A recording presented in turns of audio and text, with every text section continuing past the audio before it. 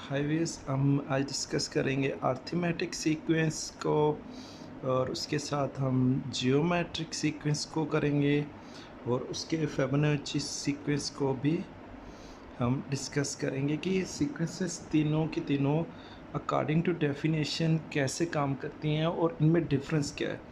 तो देखिए, arithmetic sequence की जब हम बात करते हैं सबसे पहले, सो अर्थमेटिक सीक्वेंस है क्या। आप अर्थमेटिक सीक्वेंस में जो आपके पास जो सीक्वेंस होती है पूरी, अब सीक्वेंस में जो आपके पास जो नंबर्स आएंगे वो नंबर्स अकॉर्डिंग टू डेफिनेशन, हम ज़्यादा आगे कॉम्प्लिकेटेड में नहीं जाते, डेफिनेशन को समझने की ज़रूरत है। डेफिनेशन के अकॉर्डिंग वो कहता है कि जो सक्सीडिंग जो इसका नंबर आएगा, मतलब सक्सीडिंग नंबर, सक्सीड करेगा नंबर, वो प्रोसीडिंग से सेम डिफरेंस पे होगा। ऑल सीक्वेंस में, पूरी की पूरी सीक्वेंस में जो उनके दरमियान जो नंबर्स है, 1 नंबर से लेके नेक्स्ट नंबर तक और उससे आगे जो नेक्स्ट नंबर आएगा, उनका जो डिफरेंस होगा वो सेम होगा। मींस ये जो डिफरेंस इनके दरमियान होगा वो सेम होगा। जो डिफरेंस यहाँ पे होगा वही डिफरेंस यहाँ पे होगा। मीन सेम डिफरेंस के साथ ये पूरी की पूरी सीक्वेंस आगे जाएगी। अब लेट्स से हम इसकी एक एग्जांपल करके देखते हैं कि ये कैसे काम करता है। मेरे पास एक एग्जांपल है 4, 7, 10, 13, 16। अब इनके दरमियान हम जब इसके सीक्वेंस का देखते हैं, डिफरेंस देखते हैं, देखें 4 और 7 के बीच में जो डिफरेंस है 7 minus 4 that is 3, so that is 3 का डिफरेंस है। अब 10 माइनस 7 का डिफरेंस है 3, यहाँ पे भी 3। अब मीन्स क्या है कि 4 में हमने 3 को ऐड किया तो नेक्स्ट नंबर आया 4 प्लस 3 7। अब 7 में हमने जब 3 को ऐड किया तो हमारे पास नेक्स्ट नंबर आया 10। अब 10 में जब हमने 3 को ऐड किया तो हमारे पास नेक्स्ट नंबर आया 13। इसी तरह से 13 के हमने 16 को, 13 में हमने जब 3 को ऐड किया 16। अब इससे अगला नंबर हमने अगर फाइंड करना है तो 16 में हमने 3 को ऐड करेंगे 19। क्यों 3 को ऐड करेंगे?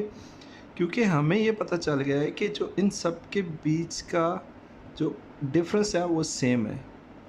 जब ये डिफरेंस सेम हो जाएगा पूरी की पूरी सीक्वेंस में, जब सेम डिफरेंस हो जाएगा तो हम जो उसको कहेंगे कि ये अर्थमेटिक सीक्वेंस है। अब अर्थमेटिक सीक्वेंस में हमारे पास सेम इसके बीच में डिफरेंस आता है। जब आपके पास सेम डिफरेंस हो जाएगा वो अर्थमेटिक सीक्वेंस बन जाती है। ठीक है, अब सेकंड पे जाते हैं, दूसरी सीक्वेंस पे देखते हैं कि दूसरी सीक्वेंस कौन सी है, ज्योमेट्रिक। अब ज्योमेट्रिक सीक्वेंस में क्या होता है, अब जियोमेट्रिक सीक्वेंस को देखते हैं। अब जियोमेट्रिक सीक्वेंस में जो कह रहा है, 2-3 चीज़ें इसमें डेफिनेशन में आती है। एक कहता है नॉन ज़ीरो नंबर, वो बोलता है। अब नॉन ज़ीरो नंबर क्यों है वो मैं आपको बताता हूँ। वो इसमें जो डिफरेंस है वो मल्टीपल हो, एक ही सेम मल्टीपल हो दूसरे नंबर का, नेक्स्ट नंबर का। अब क्योंकि मल्टीपल का है, मल्टीपल का मतलब है मल्टीप्लाई करेंगे तो ज़ीरो से कुछ भी नंबर मल्टीप्लाई करें वो ज़ीरो हो जाता है। ज़ीरो से आप 100 को मल्टीप्लाई करें दैट विल बी ज़ीरो। तो इसीलिए कहा है कि इस सीक्वेंस में आपको ज़ीरो नंबर नहीं मिलेगा, नॉन ज़ीरो नंबर मिलेंगे। अब नॉन ज़ीरो नंबर मल्टीपल, ये क्या बात हुई। अब ठीक है जी, मैं एग्जांपल एक करता हूँ आपको समझाने के लिए कि ये कैसे काम करता है। मेरे पास एक एग्जांपल है 1, 2, 4, 8, 16, 34। अब देखिए, ऐसी सीक्वेंसेस में आपको कैसे पता लगेगा कि जियोमेट्रिक है या दूसरी है, उसको समझने का सिंपल सा आसान सा एक तरीका है। आप अगर फॉलो करें तो आपको समझ आ जानी है। देखिए, आप देखिए 1 और 2 में डिफरेंस देखें, फिर 2 और 4 में डिफरेंस देखें क्या आ रहा है।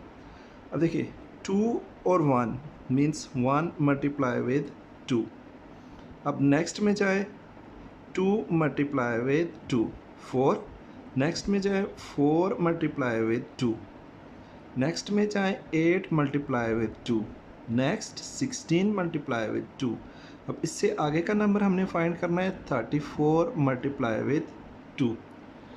अब इस पूरे में हमने देखा है एक चीज़ हमारे पास सेम आ रही है, और वो सेम चीज़ क्या है कि सब के सब नंबर्स 2 के साथ मल्टीप्लाई हो रहे हैं। सब के सब नंबर 2 के साथ मल्टीप्लाई हो रहे हैं। जब आपने देखा कि सब के सब नंबर्स 2 के साथ मल्टीप्लाई हो रहे हैं,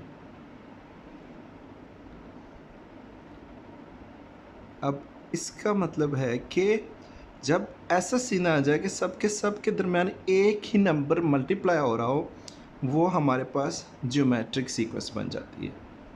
उसको हम बोलते हैं ज्योमेट्रिक सीक्वेंस। ठीक है। अब जो थर्ड हमारे पास जो सीक्वेंस आ रही है वो फेबोनाची सीक्वेंस। अब इसको प्रोनाउंस करते हैं फेबोनाची।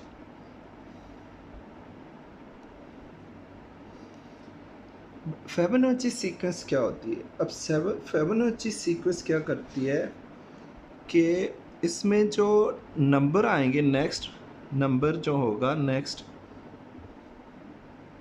या प्रोसीडिंग नंबर, नेक्स्ट नंबर में इसीलिए इजी लैंग्वेज में लिख देता हूँ, वो पहले वाले दो नंबर्स, फर्स्ट टू नंबर का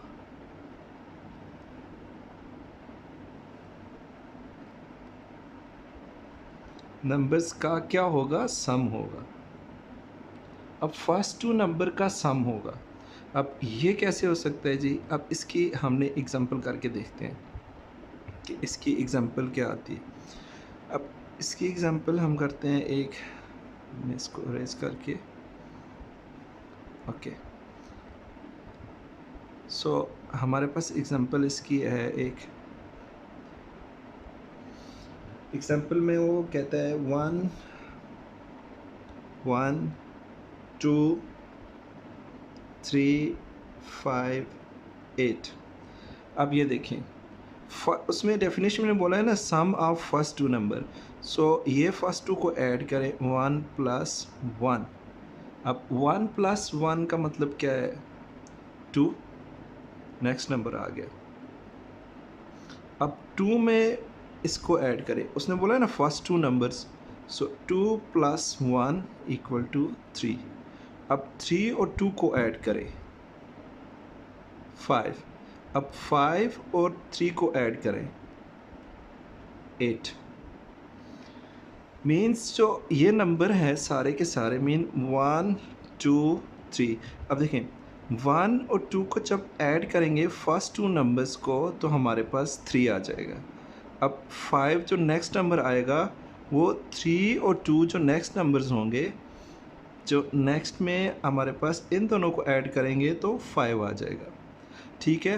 अब उसके बाद हमारे पास जो 8 है वो कैसे आ रहा है?